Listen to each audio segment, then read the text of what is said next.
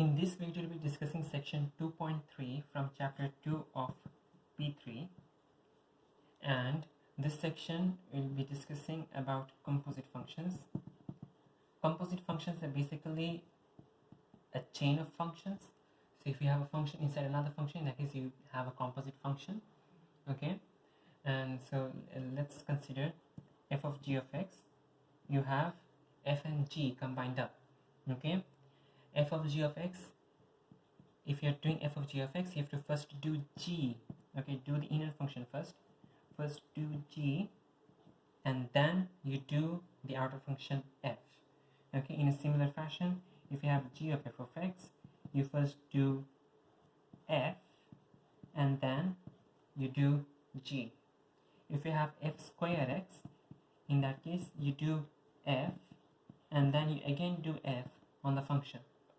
If you have g square x, in that case you do g and then you do g again on the function, g again on the output. Okay, perform the function g again on the output. Okay, so let's consider examples over here. The first example we have over here is f of x is equal to x square and g of x is equal to x plus 1. f of x equals x squared and g of x equals x plus 1. And the first part of the question is to evaluate f of g of 1. So to find f of g of 1, we first need to find out g of 1, the inner function g of 1. Okay, and g of 1 from this equation, if you substitute 1 into this function, okay, if you insert 1 into this function, you get g of 1 is equal to 1 plus 1, which is 2. So this is f of 2. Now insert 2 into the f function, you get f of 2 is equal to 4. So f of g of 1 is equal to overall 4. Next we have is g of f of 3. Okay, if you have g of f of 3, we have first need to perform f. Okay, the inner function is f, so g of f of 3 is first to perform f. So 3, if you insert to this function, okay, f, you get 3 squared is equal to 9. So this is g of 9. Okay, now insert 9 into the g function, you get 9 plus 1 is equal to 10. Okay, and let's consider f square of minus 2. Okay, if you have f square of minus 2, first you need to perform f once on 2 and then perform it again. So if you have minus 2, insert minus 2 into f, you get 4. So this is f of 4. Insert 4 again into f, you get this is equal to 16. Now if you want to find out what g square of 4 is, in that case you have g of 4. Insert 4 once into g, you get 4 plus 1 equals 5. So this is g of 5. Insert 5 again into g, you get this is equal to 6. Okay, now if you want to find a combined expression for f of g of x,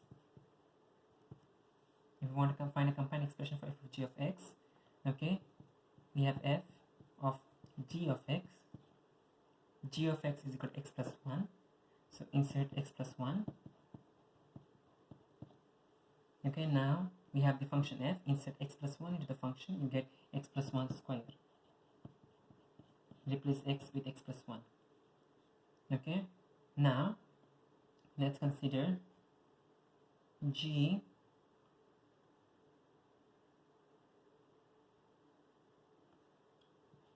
of f of x. If you want to find this expression, this is going to be g of f of x. F of x is equal to x square. So this is g of x square. Insert x square into the function g, you get this is equal to x square plus 1. Okay, if you want to find out what f square x is, okay, f square x is going to be f of fx, which is x square, and that is equal to x raised to 4. If you want to find out what g square x is, okay, insert x into g, you get g of x plus 1. Insert x plus 1 again into g, you get this is equal to x plus 2. Okay, now let's consider question number 7 from exercise 2c. Question 7 from exercise 2c. And in this question we have functions s and t such that sx is equal to 2 raised to x and the domain is given as x is a member of R. Okay, x is all real numbers.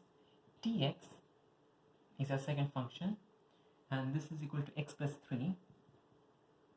Okay, and for this also x is a member of R. Okay. So notice that in both the cases, for both s and x, both s and t, domains are all real numbers. Okay, we need to find an expression for st of x.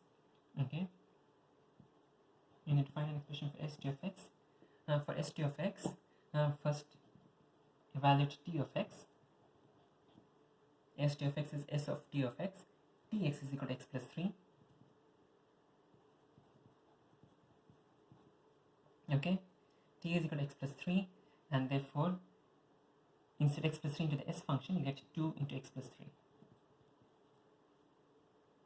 Okay, now we have to find t of s of x. T of s of x is first do s. Okay, first do the inner function s. Okay, s of x is 2 raised to x. So it is 2 into t raised to t of 2 raised to x, and then insert 2 raised to x into the t function, you get 2 raised to x plus 3. Okay, this plus 3 and this plus 3 are different. This is plus 3 in the function, in the power, and this plus 3 is outside the power. Okay, now before we continue, what are the domains and ranges for these functions? Okay, so over here, first of all, the domain is going to be the domain of the inner function. Okay, the inner function is performed first. So the inner function is tx, and that one has got domain x is a member of R. Okay, so tx, okay, has got domain x is a member of R. X is any real number, therefore the domain is going to be x is all real numbers. Okay, now when you insert x all real numbers, the range of tx is going to be the domain of s. Okay, whatever comes out of t goes into s.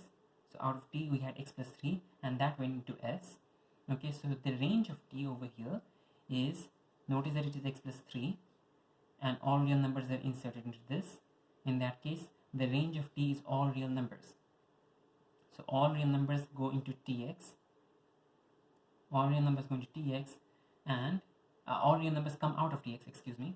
All real numbers come out of tx. All real numbers go into tx, and all real numbers come out of tx. Therefore, for sx again, the input is going to be all real numbers. Okay. So if all real numbers are inserted into s, notice that function is 2 raised to x. Okay, so 2 raised to x is going to give you only positive values. Okay, so 2 raised to x plus 3 is always positive, and therefore the overall range is stx is a real number such that stx is greater than 0. 0 is not a part of a range though. Stx is greater than 0. Okay, now tsx, if we talk about tsx, okay, the inner function is s, the outer function is t. So you first perform s, then you perform t. So since you first perform s, the domain is the domain of s. Domain of s is x is a member of R.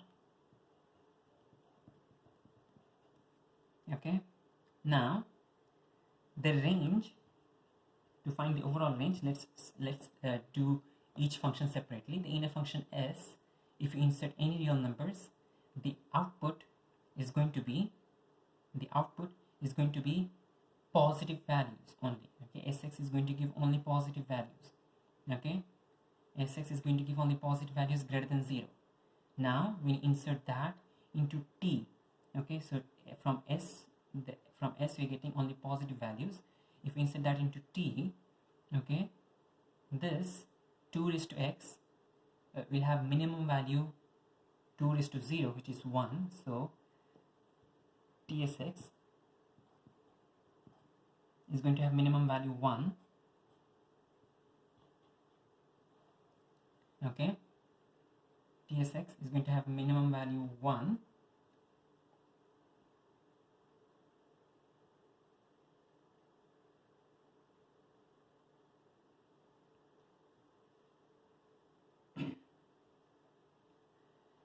tsx is going to have minimum value 1 because sx over here has got only positive values output.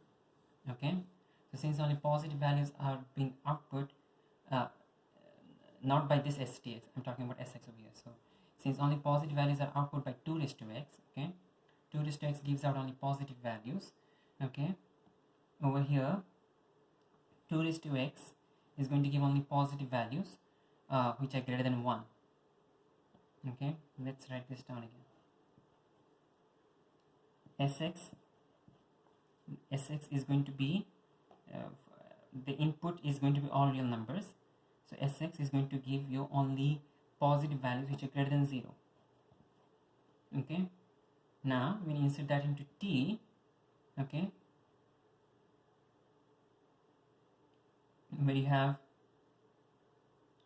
2 raised to x, okay, so this value over here is going to be only greater than 0, so this value is going to be greater than 3.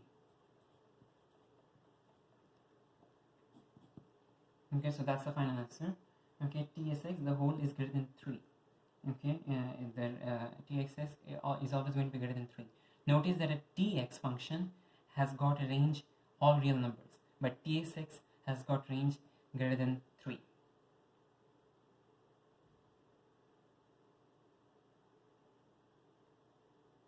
Actually, not only greater than 3, okay, since sx is greater than 0, okay, so notice sx is greater than 0.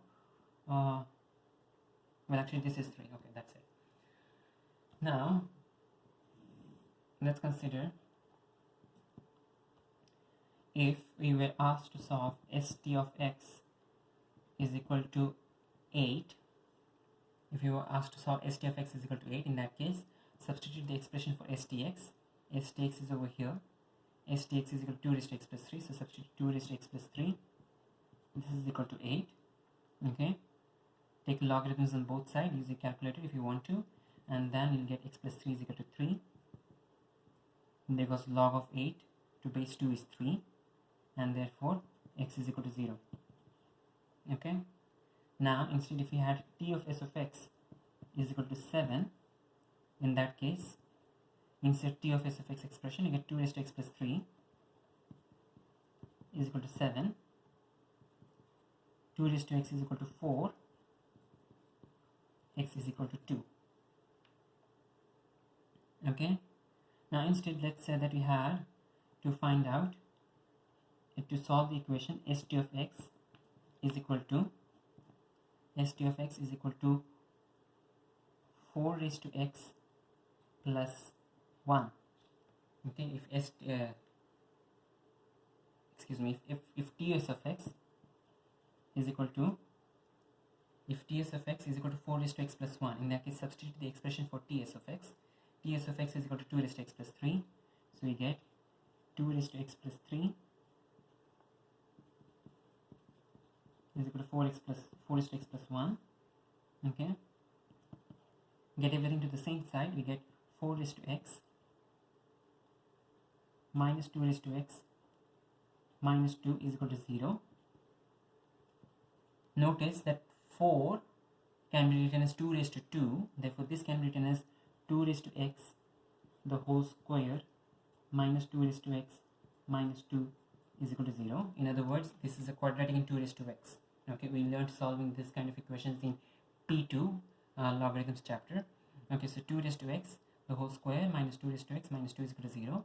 You can use the quadratic formula, or you could factorize this and you could get, okay, 2 raised to x minus 2 into 2 raised to x plus 1 is equal to 0, and that gives you 2 raised to x is equal to 2 comma minus 1. Okay, now notice 2 raised to x is always positive, therefore 2 raised to x equals minus 1 is not going to have any solution. 2 raised to x equals 2 gives us a solution x equals 1. Okay, so the overall solution is x equals 1. Okay, now if we try to draw this, we have done with the solution, but in case if you want to try to visualize this solution using a graph, in that case ts of x is 2 raised to x plus 3. Okay, so you can have a graph of this kind. Okay, 2x plus 3 is going to be 4. Okay, 1 plus 3 is 4. Okay, so we have this graph 2x plus 3, so we have this 3 over here.